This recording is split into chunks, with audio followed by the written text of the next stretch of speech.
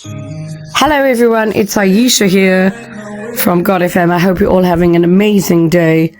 I'm here with your daily sword of truth for today, which is for January the 11th, and the title is Praise in the Darkness. Then Job arose and tore his robe and shaved his head and fell on the ground and worshipped. And he said, "Naked I came from my mother's womb, and naked I shall return. The Lord gave, and the Lord has taken away. Blessed be the name of the Lord. In all this Job did not sin or charge God with wrong." And you find the references for that in Job 1:20 to 22. Job is perhaps the greatest biblical example of endurance in hardship. Despite being a blameless and upright man, just one day he experienced the death of his children and the loss of nearly all his possessions.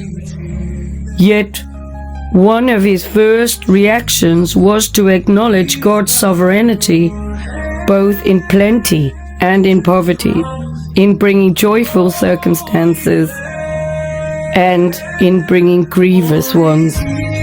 As chaos, disappointment, and pain descended upon him, he shaved his head, put on his torn robe, and fell to the ground, not only in anguish, but also in worship. Remarkably, in the darkness of his pain, Job did not sin or charge God with wrong. Instead, in his tears, he trusted in God's providence. In other words, he recognized that God knows what he is doing in every circumstance. God is worthy of our praise, even in the hardest situations. Job knew that his times were in God's hands. Psalm 31:15. Most of us have lived through cries of anguish and pools of tears.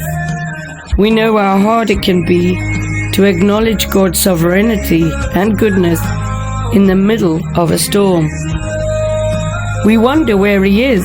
In our human response to pain, we're inclined to find statements about God's providence stale or cliched, but they aren't.